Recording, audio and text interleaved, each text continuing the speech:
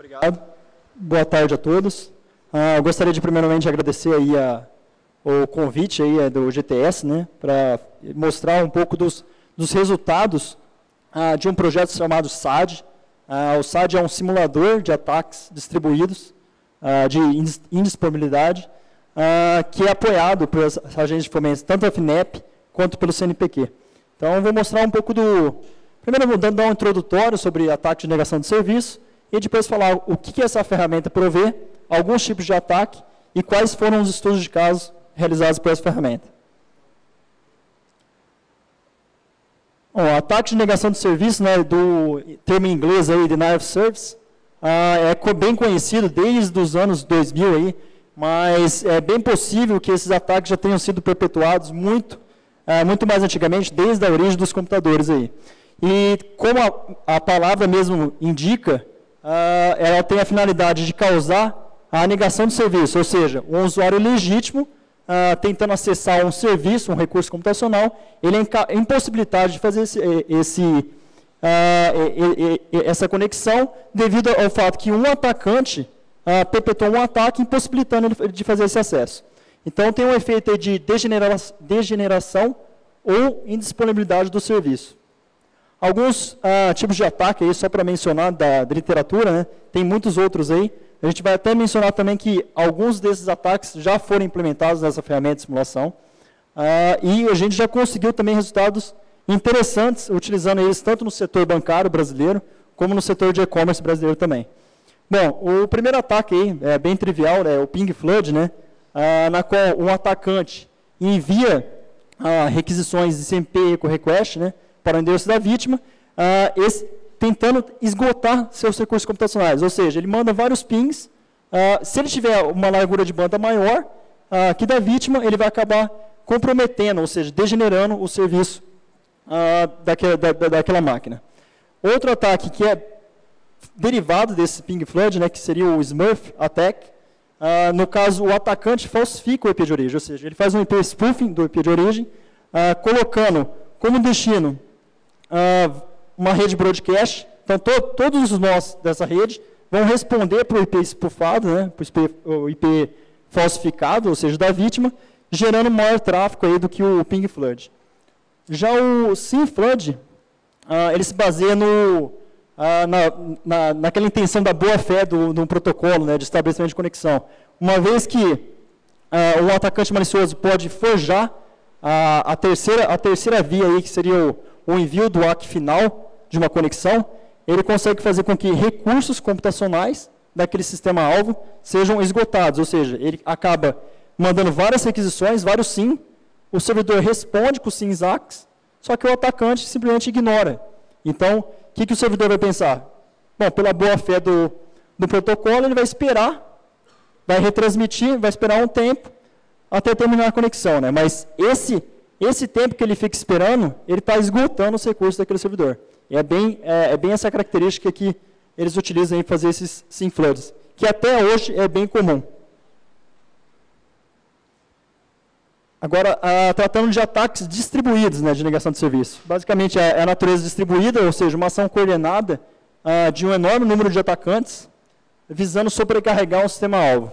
Então, eles são, no termo em inglês, aí, são chamados de DDoS, né, Distributed Denial of Service. Tipicamente, aí, esses ataques atendem cegamente à ordem de um mestre, e eles são caracterizados basicamente por uma botnet, ou seja, uma rede de robôs que age sob a ordem de um ou mais computadores mestres. Ou seja, uma vez que uma máquina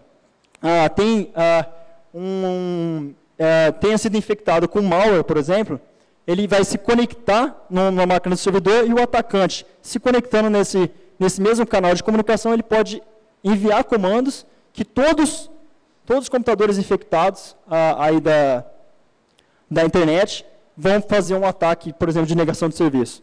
Algumas ferramentas aí que temos comuns aí, TFN, Trino, tem uma atual que chama Rebot, Static Show Draft e TFNK2K. Esses são alguns exemplos aí de ferramentas aí, que você consegue construir uma botnet. E até interessante, na palestra, a primeira palestra da tarde, né, ele falou do malware MyDoom, né, Ele chegou a comentar do malware Maidu, que basicamente ele fazia ataques de negação de serviço distribuído contra sites da Microsoft. Basicamente isso. Mais interessante ainda, depois do Maidu foi surgindo várias variações, inclusive parasitas, eles chamam de parasitas worms, que eles entendem como funciona o worm Maidu, então eles constroem outros worms que utilizam o Maidu para atacar por negação de serviço distribuído outros domínios. Então, a gente tem aí o Don Juice, tem vários outros exemplos aí de malwares que fazem esse tipo de ação. E só para lembrar, pessoal, apesar de a botnet ser referenciada como um intuito malicioso, ele também pode ser utilizado como um intuito para fins benignos. Basicamente é um software, computação distribuída, numa arquitetura distribuída, que você pode prover algum serviço na internet. Então, é utilizado frequentemente maliciosamente, mas pode ser com cunhos aí benignos. Que inclusive, a motivação desse simulador é testar a indisponibilidade, perpetuando ataques de negação de serviço, mas encomendados por um cliente. Bom, aqui temos elementos de uma botnet, ali, uma botnet baseada em IRC, né, na qual eu tenho ali 6 bots, né, 6 máquinas infectadas, conectando aí no canal de IRC privado do atacante. Muitas vezes esse canal, quando você vai fazer uma análise, rastrear esse canal, ele tem senha, para dificultar aí uma análise na qual um antivírus, por exemplo, entra nesse canal e tenta saber o que ele está realizando. Então, geralmente tem senha esse canal também. E a máquina atacante entra nesse canal e perpetua os ataques. Basicamente, é assim que funciona essa estrutura da botnet. Ou seja, ele consegue, num canal de IRC, com vários bots, mandar um comando num tempo específico, provocando todos uma ação coordenada, atacando, por exemplo, um domínio específico. E já a infecção em controle, a figura mais abaixo aí, temos ali o papel da máquina vítima, né, que é explorada pela máquina atacante, ou seja, explora, pode ser uma exploração de vulnerabilidade, ou um servidor mal configurado, que não foi feito o patch necessário, ele infecta essa máquina, a partir daí, na conexão, representado pelo número 2 ali, ele dá o join no canal, né, join no canal do atacante, a máquina atacante também entra nesse canal, enquanto a máquina vítima aí escuta o canal, o atacante controla. E aí no passo 7 aí tem um ataque de negação de serviço, que ele escolhe um alvo específico e coordena seu ataque aí para derrubar aquele alvo. Uma característica aí de ataque de negação de serviço é que eles são de difícil prevenção, detecção e resposta. Por que isso? Simplesmente pelo fato de basearem em conexões legítimas. Então, é difícil você distinguir um tráfego que seja malicioso de um tráfego benigno baseado por exemplo, em técnicas de SYN flood, por exemplo. Então, o SYN flood é um estabelecimento de conexão. Um DP flood, que manda vários pacotes, o UDP, o que vai fazer a máquina destino? Vai verificar a porta destinada daquele UDP e vai dar destino não alcançável. Então, esses ataques é difícil você prevenir, porque uma vez que eles são também de natureza distribuída, é difícil você coordenar, bloquear os IPs de origem. Bom, tem sido bem efetivos aí a gente tem visto na mídia bastante aí, esse objetivo de causar indisponibilidade. Um exemplo aí bem interessante que apareceu muito, né, é da operação Operation Payback, né, que derrubou alguns servidores por alguns instantes aí. A Amazon, no caso, não chegou a derrubar, causou um pouco degradou o serviço, mas não chegou a derrubar. Mas PayPal, Bank of America, Mastercard, Visa chegaram a ser comprometidos aí, mesmo que for por alguns instantes, já causam um prejuízo enorme aí em valor monetário, né? E essa operação Payback, a gente teve até uns cartazes, né? Essa operação Payback do Grupo Anonymous, né? Contra grupos, organizações anti-pirataria, eles tinham umas chamadas, né, na internet, né, para juntar a eles para perpetuar o ataque de negação de serviço. Então, a gente teve esse aqui acho que foi o segundo, que eles fizeram contra um escritório dos Estados Unidos. Depois o Limeware, não sei se vocês chegaram a conhecer, mas era para compartilhar, né, música, vídeo pela internet. Ele foi derrubado, né, obrigado a ser derrubado pelo RIA, uma organização dos Estados Unidos, e essa operação Payback é exatamente para derrubar os sites do RIA. Então, foi uma chamada também para fazer esse tipo de coisa. Outro é o bem mais atual, aí, né, que é a operação a Vend, a Sand, né, que corresponde a todos o jeito que do Wikileaks, que ele recebia financiamento, PayPal, cartão de crédito e tudo mais, ele derrubou, fechou essas contas para ele não receber. Então, essa operação aí caracterizou por ataques de geração distribuída contra esses exemplos de sites que eu até mencionei, Visa, Mastercard, Bank of America e etc. Então, a gente vê que a melhor forma, ou talvez a única, de testar essas defesas contra ataque de indisponibilidade é através da simulação de ataques. Isso é uma característica bem comum da segurança ofensiva, né, na qual você se coloca do ponto de vista do atacante. Você pensando como atacante, as ferramentas que ele tem, você provê diagnósticos de segurança para uma empresa, e essa empresa de segurança toma algumas ações técnicas para combater aqueles ataques. Então, esse é o escopo, inclusive, do simulador, né? Fazer ataque de negação de serviço. Falando um pouco dos objetivos, né? Desse projeto é desenvolver um sistema de simulação de ataques que consiga caracterizar a defesa de um determinado sistema diante dos ataques, e para isso ter um desenvolvimento de uma ferramenta de simulação, na qual um cliente, encomendando esse tipo de ataque, você consiga, através de uma ferramenta, criar várias instâncias, atacar e verificar se ele está fazendo balanceamento de carga, se ele tem as técnicas apropriadas aí de backhauling, as técnicas de prevenção de ataque de negação de serviço. Bom, um outro objetivo aí, derivado, né, desse primeiro, seria o entendimento de ataques ataques distribuídos de negação de serviço de maneira ampla, ou seja, aspectos técnicos, sociais e diplomáticos, uma vez que tem uma enorme quantidade de técnicas disponíveis. Chegaram a ataques baseados em botnet, ano passado chegou na ordem de 300 gigabits por segundo, 300, 400 gigabits por segundo, se eu não me engano, com origem em Hong Kong, essa origem desses ataques. Então, é interessante, esse aspecto derivado também é interessante, para prover conhecimento mesmo para a comunidade. Bom, desenvolvimento científico e tecnológico, e um impacto positivo em toda a cadeia de consumo. Ou seja, uma vez que você tem um serviço de simulação de disponibilidade, os fornecedores de serviço vão oferecer um novo serviço para a comunidade. Quem está pagando para isso, sites de e-commerce, setor bancário brasileiro e tudo mais, eles vão ter uma avaliação mais robusta em relação à segurança do seu sistema, e os clientes finais, né, os usuários, como nós acessando um site de e-commerce, a gente também vai propiciar de ter a disponibilidade daqueles sistemas. Então, o impacto é positivo em toda a cadeia de consumo. Bom, as características, né? Bem como a botnet, o site também é caracterizado por uma arquitetura distribuída, ou seja, atualmente o site tem 12 data centers distribuídos, na qual várias instâncias conseguem ser instanciadas, e essas instâncias podem ser instanciadas em várias camadas de ataque. Então, eu vou mostrar alguns ataques já implementados, mas a gente já tem outros ataques em mente, que é ataque de amplificação, ataque de denial of service persistente. Então, a gente tem outros ataques em mente para serem implantados nessa ferramenta. E também a possibilidade de ataques customizados. A ferramenta está sendo feita de uma maneira modular, que você permite, dado um novo ataque, facilmente você consegue colocar esse novo ataque no sistema. Alguns ataques aí, né, já implementados, seguindo o protocolo OSI, aí, né, na camada 3, temos o SMP Echo Request Flood, que basicamente é aquele ping flood que eu mostrei no começo da apresentação.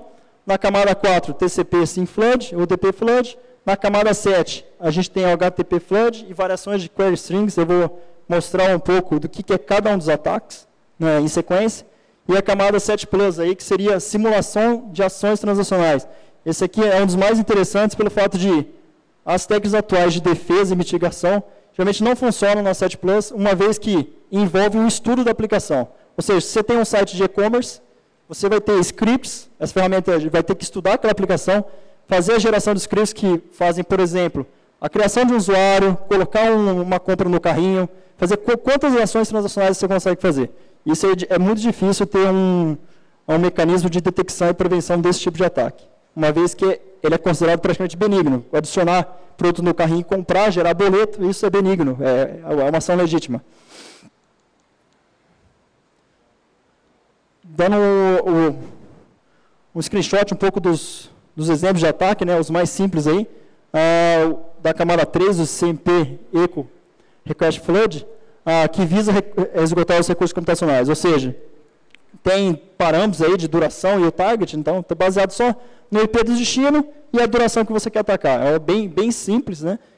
E você só consegue esse ataque aqui ser efetivo se a sua largura de banda for maior que a da vítima. Então é bem tranquilo. Do TCP Sim Flood, é o que eu falei também no começo, né? Visa esgotar também os recursos computacionais. Tem parâmetro, além da duração e do alvo, tem a porta que você quer atacar. No caso aí está sendo também utilizada essa ferramenta HPing 3. A HPing 3 também é como se fosse um port scanner, também como se fosse um Nmap. Só que ele tem alguns recursos adicionais aí que você consegue que o Nmap não consegue. Como, por exemplo, fazer um spoofing baseado em silence. Ele consegue ter uma técnica que o Nmap não consegue fazer isso. Então, o HPing 3 consegue. Bom, na camada 4 tem o DP Flood, ou seja, ele manda o DP Flood com o payload diferenciado para várias portas do destino. O destino vai verificar se tem um serviço rodando naquela porta. Como não vai ter nenhum serviço rodando, ele vai falar que não está alcançável. Mas o fato de ficar mandando várias requisições, imagine vários data centers, várias instâncias mandando, vai acabar esgotando recursos. Então, esses ataques provê aí o que um site de e-commerce ou um banco tem que balancear sua carga ou seu sistema de defesa para evitar esse tipo de ataque. O HTTP Flood é mais destinado a servidores web e aplicações, né, baseado no HTTP, que consiste em requisitar uma página. No caso mais simples, é a página principal daquele domínio. Você requisita isso, só que você não consegue, se você tem uma largura de banda alta, o sistema não consegue distinguir também acesso legítimo e não legítimo. Então, você acaba esgotando os recursos computacionais. E como que você faz isso de uma maneira mais interessante? Porque se você fizer simplesmente o pedido de páginas ou o pedido de páginas derivadas da raiz, qual que é o sistema de defesa contra isso? Eles colocam provedores de conteúdos, aqui os CDNs, né? Então, provedores de conteúdo colocam em cache todas aquelas páginas. Então, quando você fizer um ataque de indisponibilidade, o que vai acontecer, como os servidores estão em cache, você vai dificultar muito a ação do ataque. Você vai ter que ter muita largura de banda para derrubar todos, você não vai conseguir fazer esse tipo de coisa.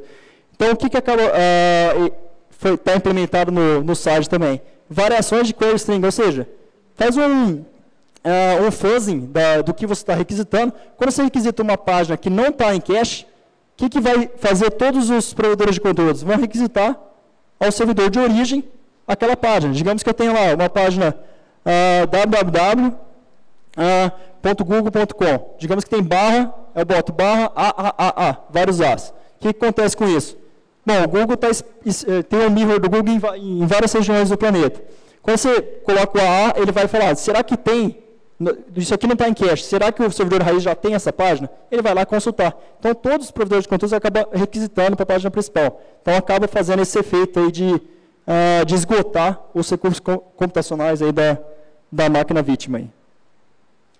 Já a camada 7+, esse aqui é que envolve um estudo do ambiente-alvo, ou seja, se um site de e-commerce convida, encomenda, né, a simulação desse ataque, vai ser estudada a aplicação e vão ser gerados scripts apropriados daquele site de e-commerce para fazer o ataque. Então, visa explorar funcionalidades da aplicação web, com finalidade de esgotar o recurso também, né, como todos os outros, simula uma grande quantidade de números de usuários virtuais, e usuários virtuais simulam o comportamento dos usuários legítimos, uma vez que você não consegue distinguir uma ação de, por exemplo, eu, Davidson, indo lá no site, comprando um objeto, colocando no carrinho, de uma ação por script, ele colocando o objeto, colocando no carrinho. Se você faz várias instâncias disso, você acaba sobrecarregando o sistema. E eu acho que muitos de vocês já passaram por isso, quando tem site de e-commerce no Black Friday, você vai tentar entrar lá, usuários legítimos tentando acessar o site, você não consegue, porque fica travando, às vezes cai a página, de tanto usuário que está naquela página. Como que um site consegue prever esse tipo de... Não um ataque, mas prever as condições que ele tem que ter, quantos servidores que ele tem que ter, quanto que ele tem que aumentar.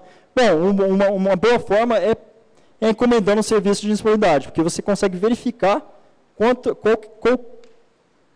que você tem que ter de recurso para prover, por exemplo, 3.000 instâncias simultâneas, colocando coisas no carrinho, etc. Então, esse também é um tipo de ataque. Bom, os experimentos, né? A performance incremental, as maiores demandas atendidas no Brasil, setor bancário e comércio eletrônico, foram mais de 1.700 instâncias simultâneas, com mais de 100 gigabits de tráfego gerados nessas instâncias, e mais de 3.000 operações transacionais simultâneas. Essas foram as demandas, as maiores demandas atendidas. E essas demandas já têm gerado a queda do serviço e já tem propiciado aí para esse setor de e-commerce e setor bancário as estratégias de melhorar os seus sistemas para os usuários. E isso já mostra a finalidade que eu mostrei no começo, né, do impacto em toda a cadeia de consumo. Né? Uma vez que você tem o fornecedor daquele serviço, ele passa a fornecer um novo serviço de segurança da informação, os clientes acabam avaliando a segurança e aumentando a robustez do seu sistema, uma vez que ele vai propiciar mais qualidade aos clientes, e os clientes também são beneficiados porque eles têm acesso àquela informação do jeito que era esperado. Aqui só um screenshot aí os IPs aí foram retirados, né, por sigilo, né, mas os valores alcançados no laboratório, né. Esse aqui que eu mostrei são as demandas, as maiores demandas atendidas, 100 gigabits, 1.700 instâncias. Mas em ambiente de laboratório já conseguimos atingir 750 gigabits por segundo, usando 12 data centers ao redor do globo, e 3.900 instâncias simultâneas para fazer o ataque. Então, a capacidade do SAD já é maior aí do que a demanda atendida, que já consegue derrubar alguns sites de sites e-commerce do setor bancário brasileiro. Bom, ali a gente tem um exemplo de algumas instâncias, né? Cada instância ali gerando, ali a gente tem 4, 5, 6, 7, 8, 9, né? 9 instâncias aí, gerando, na média, aí, 200 megabits por segundo, num total aí de tráfego de 1.905 megabits por segundo. Se multiplicar por 3.900 instâncias, aí, a gente vai ter mais aproximadamente aí, 750 gigas. Aí. Multiplicando aí deve dar um pouquinho mais, mas os data centers não são, a média não é a mesma. Tem médias que são maiores e tem médias que são menores. A gente tem data center que consegue gerar uma instância 400 megabits por segundo. E outras, por exemplo, nesse caso aí, ficou na média aí de 200 aí. Já para aquele ataque da camada 7+, né, aproximadamente 10.000 operações transacionais simultâneas. A maior demanda aqui foram 3.000, né, operações até então, mas consegue atingir 10.000 operações transacionais simultâneas por instância. Mais de 39.000 operações transacionais simultâneas, a capacidade. O que permite, a ferramenta já tem essa navegação aleatória, a configuração de perfis de usuário e o controle de fluxo desses usuários. Você consegue pegar cada usuário, colocar scripts diferentes, o que ele faz naquele site de e-commerce e verificar o que realmente está acontecendo ali. Mas essas são demandas aí, são testes de laboratório. As demandas mesmo são essas aqui que foram as maiores atendidas. Bom, esse projeto, né, tem muito a ver com a vocação da Claves, que a Claves é uma empresa de segurança que leva em ponto de vista o atacante, ou seja, ela oferece já diagnósticos de segurança baseado em ataques típicos, ataques bem conhecidos, ou seja, ela já provê isso através do produto que é chamado teste de invasão, e essa ferramenta SAD complementa esse teste de invasão, uma vez que o teste de invasão ele tem um foco na integridade e confidencialidade da informação. É lógico que você atacando um serviço vulnerável, você consegue entrar naquele sistema e derrubar aquele sistema.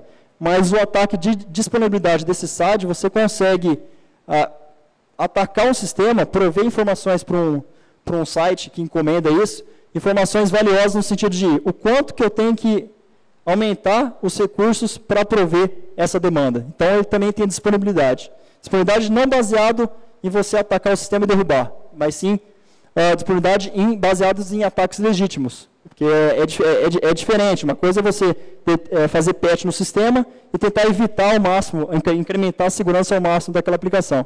Outra coisa é você não ter capacidade de botar um IDS, um firewall, que você consegue prever todos os tipos de ataque de disponibilidade. Então, tem esse complemento aí com essa ferramenta. Só para mencionar aqui, finalizando já esse projeto aí, com parceria da FINEP, com apoio da FINEP CNPq, recebeu em 2013 aí o prêmio da solução mais inovadora de 2013, da Federação dos Bancos, né, Febrador. E é isso, pessoal. Eu fico à disposição aí de certas perguntas e obrigado aí. Ok, obrigado, Davidson. Temos aí tempo aí antes do encerramento para alguma pergunta, alguma manifestação. Só com curiosidade, meu primeiro sistema detector de intrusão chamava SAD, no século passado, 1995. Não, 90 sei lá. É que meu orientador não queria que tivesse uma sigla em inglês, passando para SAD, Sistema Automático de Detecção Inteligente. Mas foi só para a tese, a gente chama mesmo de ACME, né? Que significa Adriano Cancian e meus escravos. Pergunta. Danton, Internexo, São José dos Campos. O uso de CAPTCHAs serve como prevenção contra o ataque na 7+, como aquele que você descreveu? Desculpa, pode repetir a pergunta? O uso de CAPTCHA, aquelas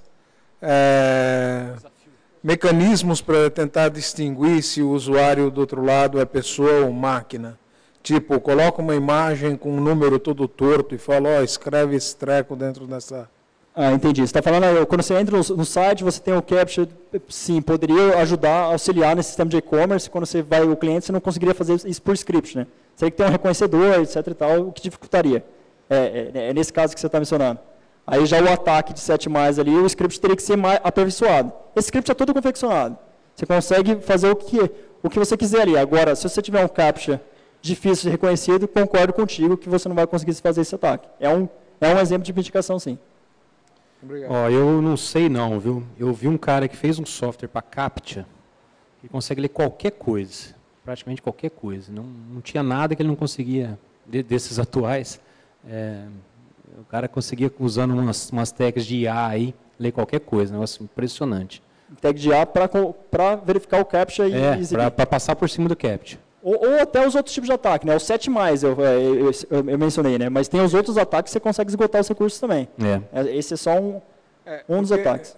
Voltando aqui um pouquinho, o CAPTCHA tem um forte criticismo por parte de cegos, por exemplo. Sim. Os caras podem trabalhar fácil com navegadores que têm sintetizador de voz e empacam na porcaria do CAPTCHA, né? Então, uma vez um colega na USP desenvolveu um CAPTCHA que não dependia de imagens. E a gente pôs a prova contra um desses quebradores de CAPTCHA. Ganhamos. Legal. E os desafios eram de uma estupidez, assim, mas era tão estúpido que uma máquina jamais cairia naquilo. Legal. Mais alguma observação, comentário, por favor? Você está falando desse ataque de 7+, eu estou imaginando o seguinte, os bancos estão no movimento de acabar com os boletos sem registro. Isso significa que você gera o boleto, registra o boleto no banco e paga.